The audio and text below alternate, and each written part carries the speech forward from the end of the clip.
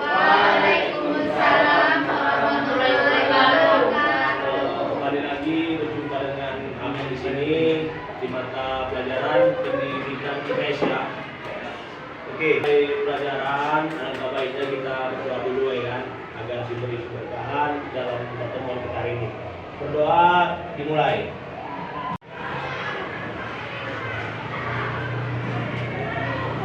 Doa selesai.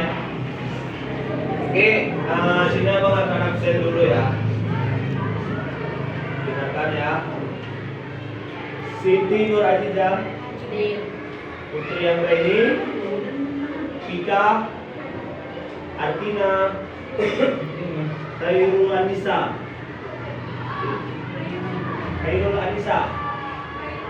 ya, Siti Syaharani, Muhammad Kadim, Muhammad Fajar, Hafiz, Azizan, Muhammad Irfan, Aldo Pratama, Widya, Dini, ada lagi yang dipanggil? Rizky. Mana dia? Hujanan.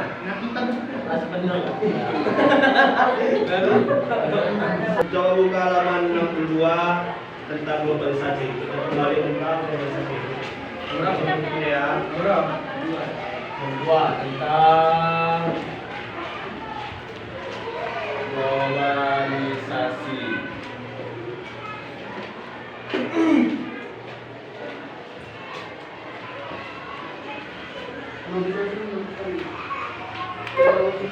Kita mulai dulu. Ada yang tahu tidak tentang globalisasi? Apa itu globalisasi? Begini. Coba angkat tangannya baca bukunya apa globalisasi. Coba berani ya, adik. Coba baca aja nggak apa-apa. Ada, kan ada di bukunya itu apa globalisasi coba. Nali Pau. Coba angkat tangannya satu orang baca. Apa globalisasi? Berumur pali.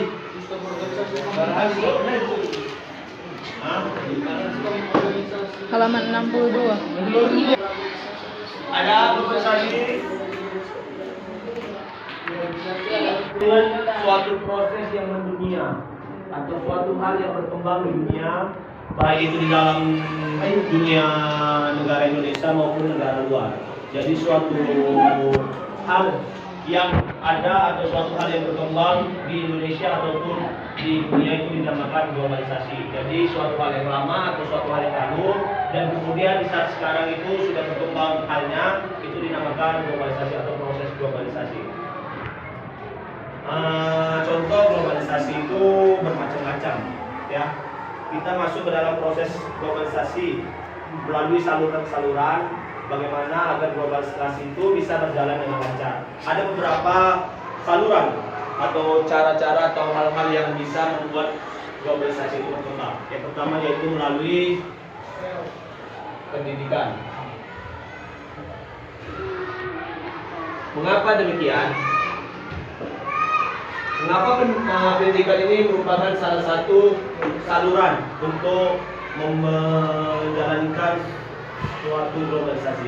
Karena pada masa dulu kita pendidikan yang ada di Indonesia itu hanya di ruang lingkup Indonesia. Tapi sekarang kalian lihat juga di mana-mana pendidikan itu bukan hanya di Indonesia, ya kan? Rata-rata masyarakat Indonesia yang mempunyai jiwa atau mempunyai bakat di dalam pendidikan itu rata-rata banyak yang sudah memulai pendidikan di dunia. Itu dinamakan nama proses globalisasi atau meningkatnya globalisasi. Jadi bukan hanya dia belajar di Indonesia, dia punya keinginan. Jika kalian ada yang semua punya keinginan belajar untuk keluar, untuk mendapatkan ilmu di luar negeri ataupun di negara lain, itu merupakan suatu proses globalisasi. Kemudian yang kedua yaitu wisata. wisata. Mengapa? Wisata juga merupakan saluran untuk memperjalankan globalisasi ya. Kita lihat juga di mana banyaknya orang Indonesia atau artis-artis di Indonesia atau orang-orang setempat Indonesia sudah banyak yang memulai berwisata ke luar negeri. Itu merupakan salah satu globalisasi. Mereka lebih suka berjalan-jalan ke luar negeri dibanding melihat atau menikmati wisata-wisata alam yang ada di Indonesia. Tapi betapa indahnya wisata alam Indonesia tidak mereka senangi, tapi mereka lebih bangga dengan wisata-wisata yang ada di luar negara sana, ya kan? Kemudian yaitu yang ketiga, saluran komunikasi.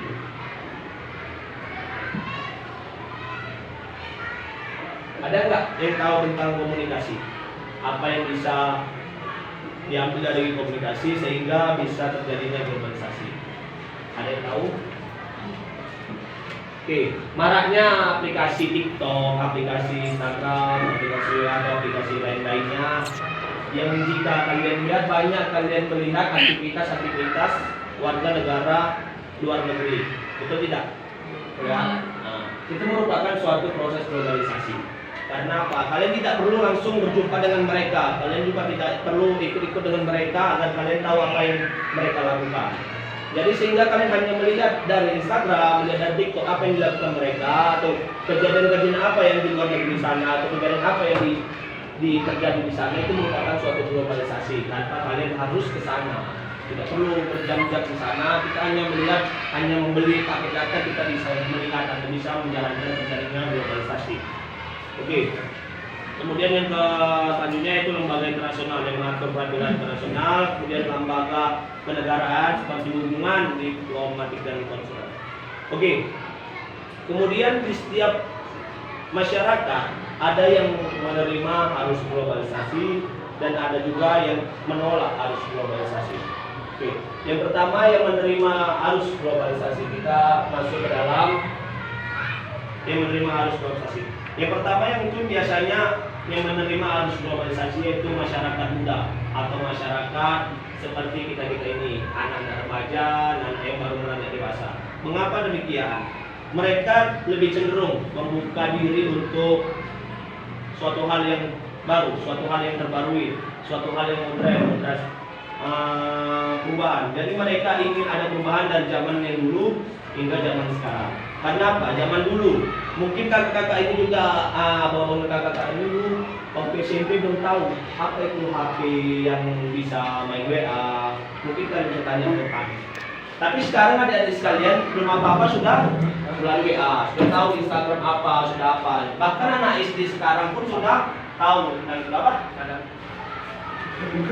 Oke ya. Nah, tapi kami masa dulu itu belum ada namanya itu HP-HP Android atau HP apa. Jadi saat kita belajar tidak ngerti apa itu pelajaran itu, tidak perlu skip dari Google, skip apa itu tidak ada dulu. Makanya masyarakat atau peserta di zaman dulu itu rata-rata ya agak stres skip mengerjakan pelajaran. Kalau anak sekarang kan nggak ngerti sedikit tanya oke Google apa pengertian ini apa pengertian ini. Itu merupakan salah satu yang anak-anak muda bisa menerima globalisasi atau menerima perubahan. Yang kedua yaitu individu atau kelompok masyarakat yang kedudukannya atau statusnya mapan atau seperti ahli pengetahuan, ahli politik atau pegawai-pegawai pemerintahan. Sudah sepantasnya pemerintahan atau ahli politik atau seperti guru, dokter atau yang lain-lainnya itu sudah sewajibnya mereka harus menerima globalisasi. Tidak mungkin mereka terus melakukan mengikuti alur-alur yang masa dulu. Tidak mungkin pula setiap dokter menyunat anak-anak masih seperti pakai tisu. Karena mungkin anak bisu karena ada suntikan atau apa bahaya. Itu merupakan suatu program globalisasi atau perubahan. Kemudian yang ketiga yaitu yang menerima arus globalisasi yaitu individu atau kelompok masyarakat perkotaan. Perkotaan sudah pantas ya kan, sudah seharusnya mereka menerima globalisasi. Oke. Kemudian kita masuk ke dalam arus yang menolak globalisasi. Ada yang tahu tidak apa yang biasanya menolak globalisasi atau menolak perubahan? Ada yang tahu tidak? Coba katakan adalah baca buku ya kan? Semua. Oke. Biasanya yang menolak arus globalisasi itu yaitu mereka yang tinggal di pelosok-pelosok negeri. Itu ideal. Ya, jadi mereka tidak tahu apa itu perubahan. Jadi mereka merasa hidupnya ya begitu-begitu saja, tidak perlu lagi berubah-perubahan. Jadi mereka terus berkehidupan dengan seperti itu. Mereka tidak peduli tentang pendidikan, mereka tidak peduli tentang suksesan. Jadi mereka hidup seperti itu, ya itulah bahagia mereka. Mereka tidak perlu mengikuti kita di luar dari kampung-kampung sana. Kemudian yang kedua yaitu mereka yang berasal dari generasi tua. Tahu generasi tua yaitu orang-orang tua. Biasanya orang-orang tua itu tidak peduli juga, tidak terlalu peduli tentang globalisasi, ya kan? Biasanya juga kalian merasakan masih banyak orang tua, memang orang tua banyak yang melarang anaknya untuk bergaul sana sini karena apa bahayanya Indonesia itu yaitu pergaulan bebas dan maraknya narkoba itu yang mereka takutkan kepada anak-anak. Tapi bukan demikian juga, orang tua harus semuanya mengekang anak-anaknya, termasuk jika anaknya ingin melakukan hal-hal positif. Ya, karena jika orang tua yang berpikiran anaknya harus di rumah terus, harus di rumah membantu orang tuanya, itu memang wajib membantu orang tua. Tapi jangan biarkan anak-anaknya itu terus beruang lingkupnya itu di rumah. Karena apa? Jika kalian nanti besar atau kalian dewasa, kalian akan mempunyai ruang lingkup di masyarakat. Jika kalian hanya ruang lingkup kalian di rumah, apa yang bisa kalian perbuat di masyarakat? Kalian tidak kenal siapa yang masyarakat, siapa yang tinggal di sana, kepala desa kalian. Kalian tidak kenal. Jika kalian meninggal, jika kalian kecelakaan di sana, siapa yang membantu? Gak ada kan? Gak ada yang kenal kan? Nah itulah dia. Jadi tidak pantas juga orang tua hanya mengekang anak-anaknya di rumah. Tapi dengan demikian bukan berarti anak-anak sekarang dibebaskan sepenuhnya oleh orang tua, termasuk masih tingkat SMP. Kemudian yang tiga yaitu mereka yang siap menerima perubahan baik fisik maupun mental. Mereka siap menerima perubahan yang terjadi di Oke. Kemudian kita masuk ke dalam ciri globalisasi. Oke. Ciri globalisasi. Globalisasi itu menjadikan seluruh dunia, seluruh negara di dunia saling terikat, mewujudkan kehidupan baru dengan hal-hal yang baru, baik di dalam segi geografis, ekonomi, sosial maupun budaya. Jadi mereka setiap negara itu akan melakukan hal-hal yang baru. Mereka akan beranjak dari dunia yang lalu, dunia masa lampau menuju masa perubahan. Itu dinamakan globalisasi. Ciri-ciri globalisasi yaitu yang pertama meningkatnya interaksi yang melintasi batas-batas negara. Maksudnya meningkatnya interaksi itu yaitu meningkatnya komunikasi antara masyarakat di negara satu dengan masyarakat di negara lain. Apa contoh interaksi yang terjadi di dalam globalisasi di antara negara-negara, yaitu banyaknya seringnya terjadi dunia olahraga atau dunia dunia kompetisi di antara negara ya, seperti yang biasa terjadi di dunia sepak bola atau dunia lomba-lomba olimpiade. Itu merupakan suatu interaksi. Maka demikian interaksi atau komunikasi dari negara Indonesia dengan negara lain itu merupakan salah satu interaksi yang akan menjadikan ciri-ciri globalisasi. Kemudian yang kedua yaitu komunitas tenaga kerja dan modal makin tidak terikat dalam suatu wilayah. Mengapa demikian? Suatu ciri-ciri globalisasi yaitu di sini komunitas tenaga kerja. Jadi tenaga kerja itu sering kita lihat yang pekerja dari Indonesia itu meranjak ke luar negeri. Itu merupakan suatu globalisasi atau suatu perubahan. Mereka ingin bekerja di luar negeri atau mencoba mencari hal-hal yang baru di luar negeri. Kemudian kita masuk ke dalam proses globalisasi yang memiliki karakteristik, yaitu yang pertama adanya evolusi dalam sistem komunikasi dan transportasi global. Yang kedua, penggabungan perekonomian lokal, regional dan nasional menjadi perekonomian global. Yaitu bisa dibaca nanti di bukunya. Kemudian yang terakhir kita masuk ke faktor pendukung adanya globalisasi. Oke. Yang faktor pendukungnya ada dua. Yang pertama yaitu tentang berkembangnya teknologi komunikasi.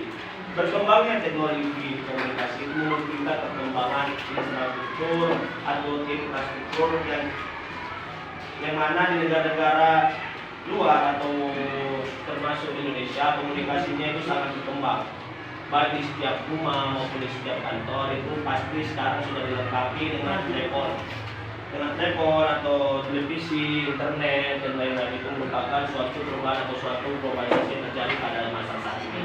Kalau dulu kita mungkin di sekolah tidak ada namanya telepon, tidak ada namanya CCTV, tidak ada infocus, tidak ada mic, tidak ada bel. Jika nanti istirahat, kita pada saat jamnya keluar, pada saatnya pulang, tidak ada namanya bel-bel atau apa lain. Begitu kan di rumah sekarang nggak ada telepon genggam atau apa. Jika dulu rasa bang setiap anaknya yang keluar yang larut malam belum pulang itu tidak akan mungkin dicariin, karena ke dunia dulu itu masa-masa dulu itu tidak ada namanya telepon genggam atau alat komunikasi yang bisa memberi kabar dari rumah atau memberi kabar untuk menuju yang di luar. Kalau sekarang kan jika adik belum pulang agak terlambat sedikit kita telepon orang tua, betul tidak? Ya kan? Telepon di mana, gitulah. Jadi itu merupakan suatu perubahan yang terjadi pada masa saat ini.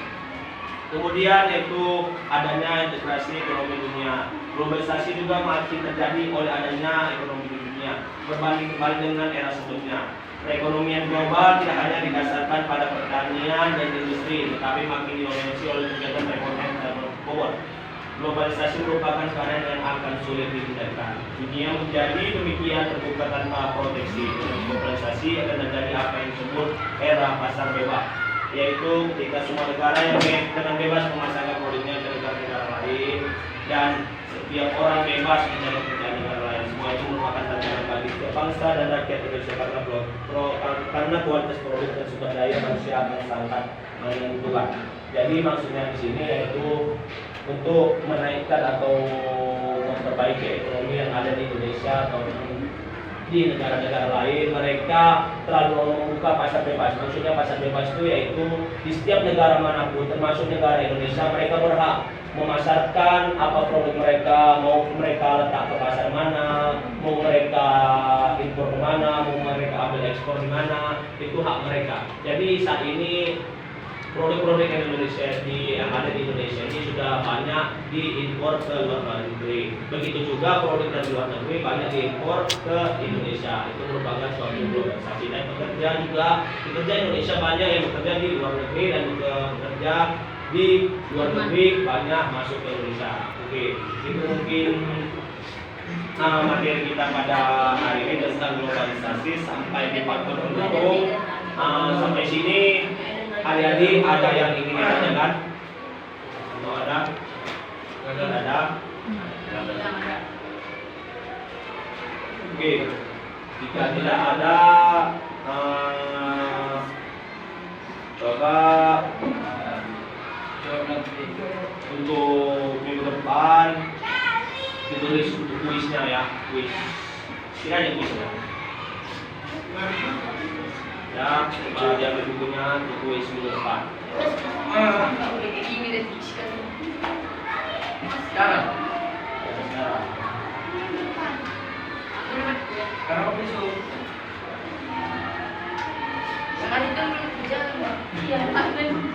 Iya. Yang pertama yaitu coba jelaskan pengertian globalisasi menurut pemahaman kalian. Jadi yang kalian pahami tadi apa itu globalisasi? Jelaskan pengertian globalisasi menurut pemahaman kalian sendiri.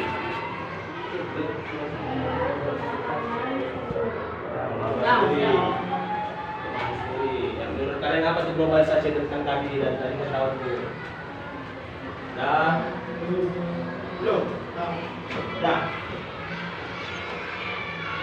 Oke. Masuk nomor 2. Coba berikan contoh Apa itu globalisasi? contoh globalisasi yang terjadi di dalam bidang pendidikan. Contoh globalisasi yang terjadi dalam bidang pendidikan. Pendidikan apa ini? Dalam pendidikan. Udah.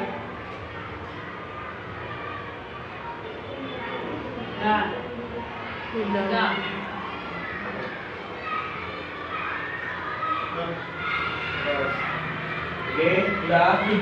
Yang terakhir yaitu coba berikan cara. Coba berikan cara untuk menghadapi masyarakat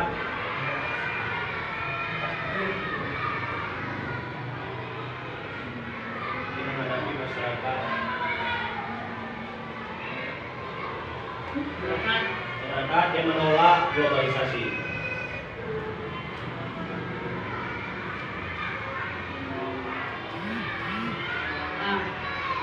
Oke, udah semua. Oke, baiklah.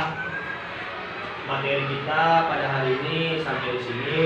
Tugas-tugasnya nanti yang kita memberikan tolong dikerjakan pada saat di depan akan dikumpulkan ya. Kemudian tolong dibaca bukunya lanjutan yang tentang upaya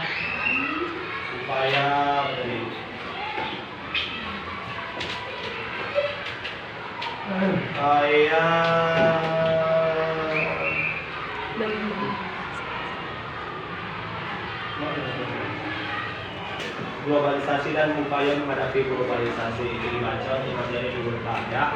Oke, demikian pelajaran kita pada hari ini, materi kita hari ini. Mudah-mudahan bisa bermanfaat bagi adik-adik sekalian dan bermanfaat bagi abang saya pribadi. Mohon maaf bila ada kesalahan. Terakhir sebelum menutup, marilah kita mengucapkan hamdalah sebagai penutup. Alhamdulillahirabbil alamin. Assalamualaikum warahmatullahi wabarakatuh.